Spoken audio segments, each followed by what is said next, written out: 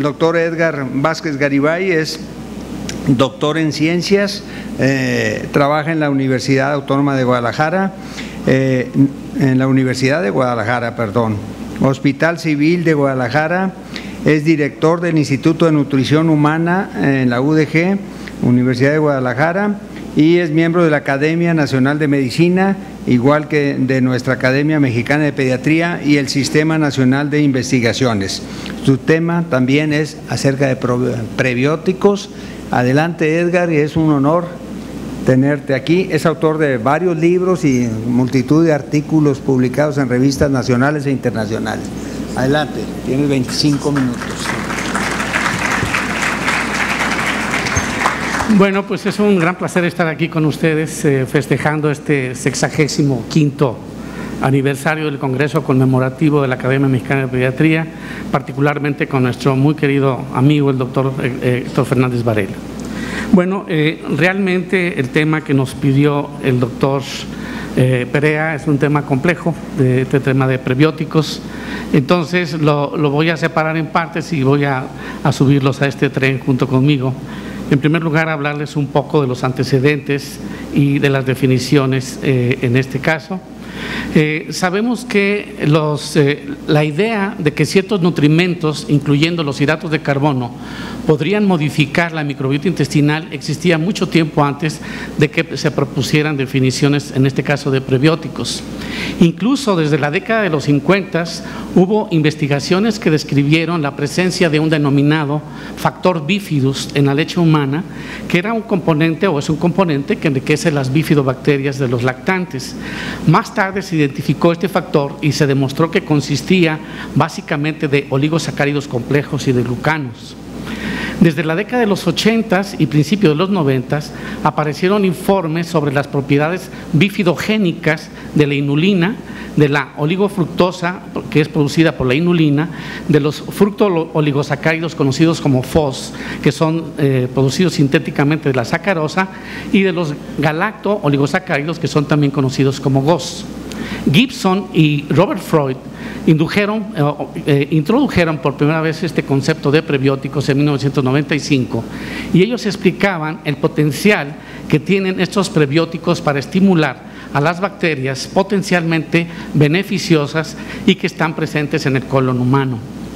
Posteriormente se propusieron por su efecto prebiótico otros alimentos como el almidón resistente, por ejemplo, la pectina y otros componentes de fibra y de los oligosacáridos de la leche. De tal manera que una primera definición que comparto con ustedes de prebiótico es un ingrediente alimentario no digerible que afecta beneficiosamente al huésped mediante la estimulación selectiva del crecimiento o la actividad de un número limitado de especies de bacterias en el colon y por lo tanto mejora la salud del huésped. Aunque esta definición básicamente se ha mantenido, ha habido una serie de modificaciones en los últimos años debido a su importancia. Por ejemplo, autores como Bindel y colaboradores revisaron la evolución de este concepto prebiótico y han propuesto que a esta definición en el término sea necesario que tenga un marco que sea racional y que esté basado en criterios ecológicos y funcionales. Hay ciertas características de los prebióticos que conviene recordarnos. No son absorbidos ni son hidrolizados en segmentos superiores del tracto gastrointestinal. Debe ser un sustrato selectivo de uno o un número limitado de bacterias del colon. Deben ser capaces de modificar la microbiota colónica en una forma que sea beneficiosa para la salud y pueden inducir cambios con efectos luminales o sistémicos. ¿Qué podríamos hablar a propósito de los oligosacáridos de la leche humana? Bueno, como ustedes saben, la leche humana es única entre las leches de los mamíferos porque contiene una gran diversidad de estructuras que tienen oligosacáridos. Se han identificado más de 100 diferentes oligosacáridos en la leche humana que se pueden separar en fracciones neutras y ácidas y que dependen de la presencia de uno o más residuos de fucosa o de ácido ciálico, que como veremos es muy importante. Después de la lactosa y los lípidos, los oligosacáridos de la leche humana son el tercer componente que más predomina en la leche humana, de tal manera que las moléculas de estos oligosacáridos sintetizan o son sintetizados en las glándulas mamarias a partir de la lactosa. Sabemos también que dentro de la composición el núcleo de la molécula se caracteriza de una unión repetitiva de galactosa y N-acetilglucosamina a través de una serie de enlaces beta-glucosídicos de la lactosa. Como resultado de esto, entre 50 y 70% y 10 a 30% de estos oligosacáridos en la leche humana se encuentran como moléculas fucosiladas o sialiladas. Sabemos también que la leche humana y la leche bovina difieren en la composición con respecto a una serie de elementos como la cantidad y el tipo de glicoproteínas y de oligosacáridos. Por ejemplo, la K-caseína humana es la principal glicoproteína de la leche humana y contiene alrededor de 40 a 60% del peso de hidratos de carbono, mientras que la K-caseína bovina solamente 10%, para ver la gran diferencia entre estos dos compuestos. El resto de los oligosacáridos de la K-caseína humana es rica en ácido siálico, que va a ser muy importante y que comparado con la leche de la K-caseína bovina, pues realmente tiene diferencias importantes. Entonces, dado que la concentración de los oligosacáridos en la leche humana, en la leche bovina son mucho más bajos que en la leche humana, entonces las fórmulas en la actualidad que son utilizadas o diseñadas para recién nacidos y lactantes tienen un contenido mucho menor de estas glicoproteínas y de estos oligosacáridos. La mayor parte, alrededor de 69-82% de los derivados del ácido siálico de la leche humana está ligada a oligosacáridos. Una fracción libre de entre 15 y 28% está unida a glicoproteínas y solo 2 a 3% se encuentra en formato libre. Mientras que las fórmulas infantiles tienen una cantidad realmente mucho menor de ácido siálico y están principalmente unidas a glicoproteínas. También sabemos que la leche humana es una fuente muy rica de una gran variedad de oligosacáridos libres. Vean las concentraciones tan distintas, tan superiores, por ejemplo, en el calostro por su importancia en ese momento, comparado simplemente con la propia leche madura.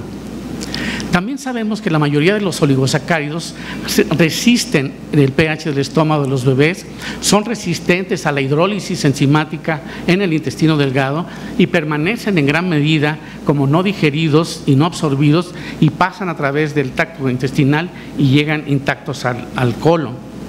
La mayoría de estos oligosacáridos alcanzan el colon, donde se encuentran disponibles para ser fermentados precisamente por esa microbiota a la que hacía relación el doctor Javier Mancilla, en alrededor de 40 a 50% sin que sean alterados a través de las heces. ¿Qué podríamos decir a propósito de los efectos funcionales de los prebióticos? Bueno, con relación a la microbiota intestinal, sabemos que esta microbiota intestinal durante la etapa lactante es relativamente simple, pero altamente dinámica. Por ejemplo, exposiciones incidentales como el tipo de parto, cesárea por vía vaginal, la microbiota materna, la lactancia materna versus fórmula, la exposición ambiental, tienen un papel preponderante en la colonización del intestino, en la microbiota intestinal. Los oligosacáridos también son capaces para dar forma a la composición de las colonias microbianas gastrointestinales y son fermentados de manera distinta a la flora intestinal de los bebés que reciben o lactancia materna o son alimentados con fórmula. Sabemos que la microbiota gastrointestinal se desarrolla de manera diferente también en los lactantes que reciben leche humana y que reciben fórmula. Entonces vemos grandes diferencias desde las primeras etapas y que forman parte de esos mecanismos epigenéticos de los que se ha hablado hace poco. Un elemento muy importante que tiene que ver con los prebióticos es la formación de ácidos grasos de cadena corta, que son los productos principales que resultan de la fermentación de los oligosacáridos por estas bacterias del intestino. Estos ácidos grasos se producen en cantidades variables y dependen tanto de la dieta como de la composición de la propia microbiota intestinal. Sabemos que la microbiota intestinal y estos ácidos grasos juegan un papel que es clave en la maduración del intestino y que actúan como barrera contra los patógenos. Estos propios ácidos grasos de cadena corta también influyen en la absorción de nutrimentos, en el metabolismo del huésped, por ejemplo en aminoácidos, en lípidos, en antioxidantes y drogas, y tienen mucho que ver, como veremos más adelante, en el desarrollo y en la respuesta inmune. Estos prebióticos se consideran agentes antidiarreicos. Por ejemplo, dado que la absorción de ácidos grasos de cadena corta coinciden con la absorción de agua y electrolitos, sobre todo de sodio, se considera que tienen este efecto antidiarreico. Pero además, estos ácidos grasos de cadena corta tienen un papel importante en la reducción, en el riesgo de enfermedades como cáncer, enfermedades cardiovasculares y enfermedades inflamatorias intestinales. También sabemos que las cepas de bifidobacterias que predominan en esta microbiota colónica de estos bebés que reciben lactancia materna exclusiva están presentes principalmente en lactantes que consumen cuando menos pequeñas cantidades de estos oligosacáridos, y desde luego que poseen actividades enzimáticas que se consideran como actividades de sialidasas y fucosidasas que están presentes en estas cepas de bifidobacterias. Estos prebióticos de cadena corta se fermentan principalmente en el ciego y en el colon ascendente, mientras que los oligosacáridos de cadena larga, por ejemplo, se fermentan a todo lo largo del intestino. Se ha pensado, por ejemplo, que las fórmulas que mezclan polidextrosa, como es el PDX, junto con GOS y FOS, tendrían mayor influencia en los microbios intestinales que cuando son administrados en esta etapa del lactante, y esta es una de las razones por las que se han utilizado en diferentes fórmulas. También sabemos, por ejemplo, que la adición de estos fructooligosacáridos, los FOS, en fórmulas para prematuros, favorecen o tienen efectos beneficiosos sobre el desarrollo de la propia flora intestinal en estos prematuros, que tiene un efecto significativo de reducción de bacterias como Escherichia coli y Enterococcus. También sabemos que la adición de la mezcla prebiótica de GOS y FOS en las fórmulas para lactantes ha demostrado que sí tienen un efecto estimulante de estas bifidobacterias, y también que las heces de estos lactantes alimentados con estas fórmulas tienen una proporción mayor de bifidobacterias que lactantes o similar a lactantes que reciben leche humana.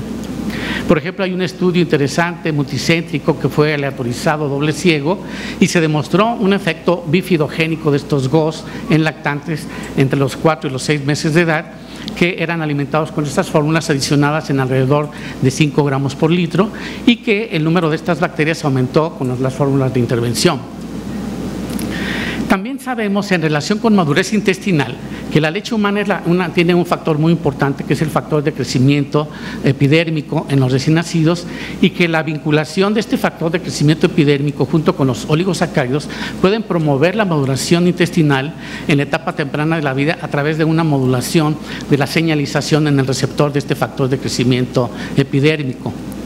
Por otra parte, también sabemos, a propósito de los prebióticos, que las tasas de morbilidad y mortalidad por diarrea son más bajos en los lactantes alimentados con leche humana que en lactantes que son alimentados con fórmula. Aparentemente, este efecto se atribuye principalmente a los anticuerpos secretores de la leche humana y a los factores prebióticos que también contiene esta misma leche humana. Esta capacidad de los oligosacáridos para proteger contra agentes infecciosos aparentemente se debe a este efecto de los oligosacáridos, particularmente en células de huéspedes del intestino. El ácido ciálico en particular, que está presente como un glicol conjugado en la superficie de estas bacterias y que también está presente en las membranas celulares del huésped, tiene múltiples sitios de enlaces sustitutos, y esto permite una unión específica a moléculas adyacentes por distintos enlaces glucosídicos, de tal manera que al competir por estos sitios de unión los componentes del ácido ciálico, particularmente el 3 y el 6 y el lactosa, que son muy importantes, puede prevenir o puede reducir la adición in vitro de patógenos tan importantes como las salmonelas, diferentes cepas de E. coli, Vibrio cholera, Helicobacter pylori, Campylobacter jejuni y rotavirus. Incluso hay unos estudios interesantes como este que se realizó en México. Este estudio mostró que las concentraciones de lactoaderina en la leche humana se asociaron con mayor protección contra los rotavirus. Esta famosa lactoaderina contiene una ligadura N a una fracción de hidratos de carbono que incluye también al ácido ciálico. Y este efecto inhibidor de la lactoaderina a la replicación de los rotavirus in vitro y en ensayos experimentales en gastroenteritis inducidas por rotavirus depende específicamente por el ácido siálico, que es una de las partes de estas glicoproteínas. Como ven ustedes, hay una serie de funciones muy importantes que tienen que ver con el desarrollo de la microbiota, como ven, con la maduración del intestino, con la defensa contra gérmenes del intestino y del tracto respiratorio, con el desarrollo de la respuesta inmune y desde luego también con el desarrollo cerebral y con el desarrollo cognitivo. ¿Qué podríamos decir a propósito de los oligosacáridos que son adicionados a las fórmulas? Bueno, como se sabe que existen estos efectos benéficos o beneficiosos, más bien dicho, de los oligosacáridos de la leche humana, se han hecho diferentes intentos para desarrollar fórmulas para lactantes que estimulen beneficiosamente la colonización microbiana del intestino. Y una de estas estrategias que han utilizado para lograrse esto es la adición de prebióticos a estas fórmulas que son diseñadas para recién nacidos y lactantes. Estos oligosacáridos prebióticos que se utilizan generalmente en fórmulas son los famosos GOS o galactoligosacáridos y los FOS o los fructoligosacáridos. Estos, la desventaja en este sentido es que tanto los GOS como los FOS no están sianilados o fucosilados. Entonces, se sabe que el grupo carboxilo, por ejemplo, del ácido siálico, que se encuentra en los oligosacáridos ácidos como los de la leche humana, introducen una carga negativa que es muy importante para los efectos benéficos de los oligosacáridos de la leche humana. Entonces, también podemos decir que aparecer esta situación de la presencia de prebióticos tiene efectos en la actividad metabólica intestinal en estos lactantes que son alimentados y aparentemente se compara con lo que sucede con bebés que reciben leche materna. Se ha demostrado, por ejemplo, que la producción de ácidos grasos de cadena corta, como es el ácido acético principalmente, es similar en términos de metabolismo de las bifidobacterias a lo que sucede con la leche humana.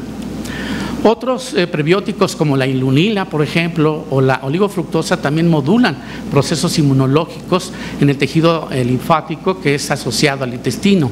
Estos procesos pueden ser beneficiosos para la salud en lactantes y en pacientes que tienen enfermedades inflamatorias intestinales. Estos GOS, por ejemplo, reducen la colitis mediante la modulación de la función y el tráfico de las células asesinas en ratones. También se sabe que la concentración, por ejemplo, en términos de consistencia en las heces de los prebióticos, en las fórmulas puede disminuir un poco la consistencia de las evacuaciones y se sabe que los lactantes que son alimentados con una mezcla de estos prebióticos GOS y FOS tienen las heces más blandas que los alimentados con fórmulas convencionales y también sabemos que una cantidad de 5 gramos por litro de GOS disminuye en la consistencia. En un estudio en 259 lactantes de alto riesgo se demostró otro efecto interesante, que es la reducción de la dermatitis atópica y alérgica en estos niños alrededor de los 6 meses de edad. Tanto que se ha pensado que la intervención dietética temprana con oligosacáridos ha mostrado un efecto protector contra muchas de las manifestaciones alérgicas. Sin embargo, hay que señalar que las revisiones sistemáticas no han confirmado la eficacia de los prebióticos en la prevención de la dermatitis atópica. Ahora, ¿qué piensan en diferentes instancias que tienen que ver con el asunto de los prebióticos? Por ejemplo, para los científicos, la definición más reconocida es la de la FAO, ¿verdad?, que nos dice que un prebiótico es un componente alimenticio que no es viable, que otorga un beneficio de salud al huésped y que está asociado a la modulación de la microbiota intestinal. Es vital en este sentido de la identificación que haya beneficios para la salud que se produzcan como resultado del consumo de prebióticos. De tal manera que para distinguir los prebióticos de otros alimentos funcionales es fundamental que estos efectos beneficiosos sean mediados por la modulación directamente de la microbiota intestinal.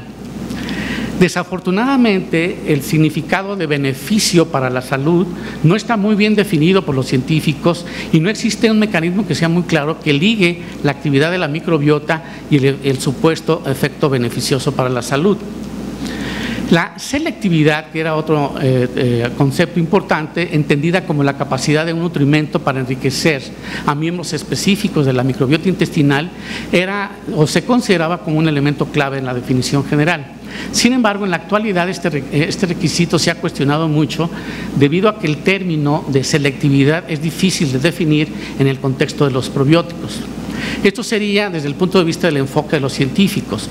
Desde el punto de vista de los organismos regulatorios, ni la Food and Drug Administration en Estados Unidos, ni la European Food Safety Authority en Europa han establecido definiciones de prebióticos. Por ejemplo, en Europa, la EFSA utiliza la definición de prebióticos de la FAO, que establece la necesidad de que exista un beneficio para la salud. Asimismo, también la EFSA afirma que la evidencia de los cambios en la microbiota no es en sí mismo un beneficio. Se requiere que haya una demostración de que este efecto fisiológico sea beneficioso y tenga resultados positivos cuando se desarrollan intervenciones en humanos. También se sabe que recientemente la propia EFSA emitió una opinión positiva, lo cual es importante, a los oligosacáridos, en este caso la inulina de achicoria y la propia oligofructosa, en relación con la reducción de la respuesta glucémica postprandial, que es importante, y también para el mantenimiento de la defecación normal, que son los conceptos más reconocidos. Hay algunos mecanismos citados que están relacionados con la inulina, que como son la fermentación, que conduce a mayores volúmenes de heces más blandas, y producción de ácidos grasos de cadena corta, que tienen que ver directamente con la actividad de la microbiota.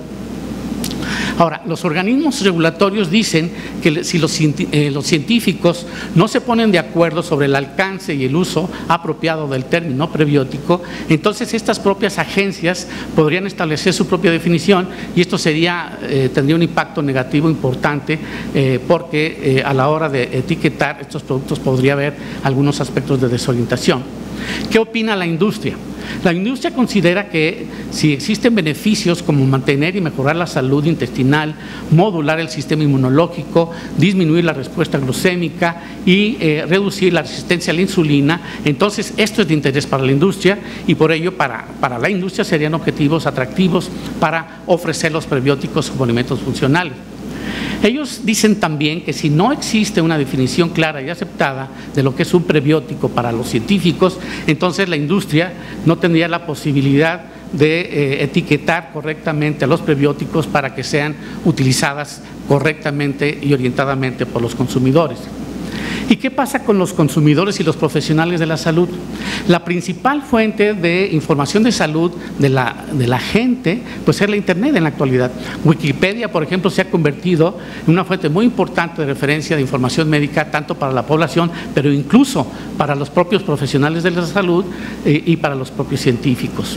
Hay sitios particularmente como este sitio web MD, en donde ellos definen a los prebióticos como ingredientes no digeribles de alimentos que se utilizan para estimular el crecimiento de bacterias probióticas en el cuerpo, proporcionando un entorno adecuado en donde los probióticos puedan florecer.